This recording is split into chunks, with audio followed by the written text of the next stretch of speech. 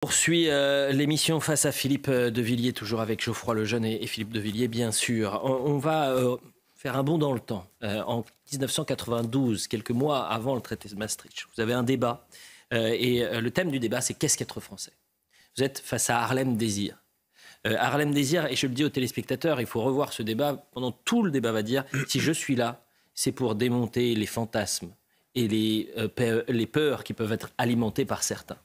Il a été question évidemment d'identité, d'immigration. On reverra peut-être cette séquence la semaine prochaine, je la garde cachée. Mais là, on va venir sur la natalité. Pourquoi la natalité? Puisque vous avez vu cette information cette semaine, le nombre de naissances en 2022 est au plus bas depuis la Seconde Guerre mondiale. Et en 92, vous étiez l'un des premiers à alerter en disant il y a un enjeu majeur qui est la question de la natalité. Revoyez cette séquence.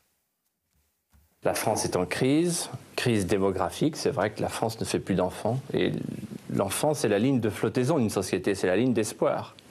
Aucun de nos problèmes ne pourra être résolu, les retraites et l'immigration en particulier, si demain, les Français ne font pas d'enfants. Et s'il n'y a pas donc un grand projet pour la famille. Deuxièmement, ils en font plutôt plus que les Européens, que le reste des Européens. Ah bah écoutez, il faudrait 900 000 enfants par an en France pour renouveler les générations.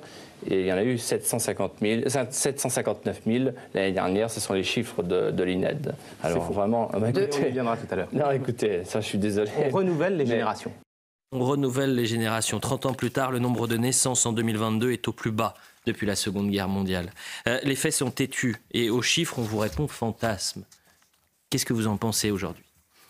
Alors, le chiffre de cette année, c'est 726 000. C'est ça. Voilà. Donc, en réalité, voilà, qu'est-ce que vous voulez? Le fait d'être en avance, il ne faut jamais avoir raison trop tôt. Voilà. Ce que je pense, c'est la chose suivante. J'ai dit, et je répète, 30 ans après, que l'enfant est la ligne de flottaison de l'espoir d'une société. C'est toute l'Europe qui s'effondre. Les 720 000, il faudrait les détailler, parce qu'on verrait que les femmes d'origine immigrée font 2 fois plus d'enfants que les femmes françaises de souche. Et donc, c'est ce qu'a fait dire à Boumedienne un jour, c'est la guerre des berceaux. Et il faut ajouter à ces 720 000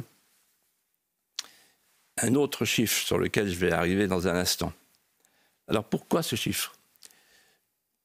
D'abord parce que toutes nos politiques familiales ont été abandonnées. Le grand responsable, c'est François Hollande. C'est la fin de la politique familiale, c'est-à-dire on récompense l'enfant, quelle que soit la situation sociale, financière, économique de la famille.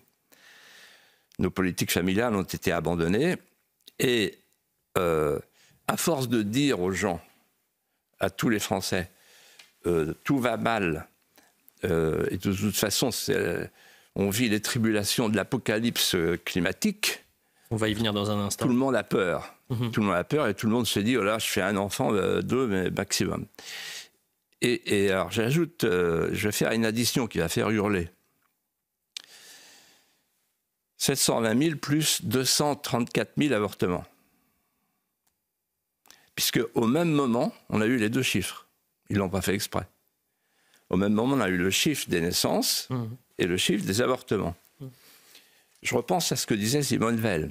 L'avortement est un drame et on ne pourra l'utiliser que dans les cas exceptionnels et dans des conditions extraordinairement limitées. On voit qu'aujourd'hui, l'exception est devenue la règle. Il y a même un délit d'entrave. Et là, je ne sais pas dans quelle mesure je ne suis pas en situation délictuelle. Est-ce qu'on peut encore dire que notre société a perdu le sens de la vie? L'avortement de masse, chassé-croisé avec l'immigration de masse. L'avortement a été le passeport de toutes les transgressions.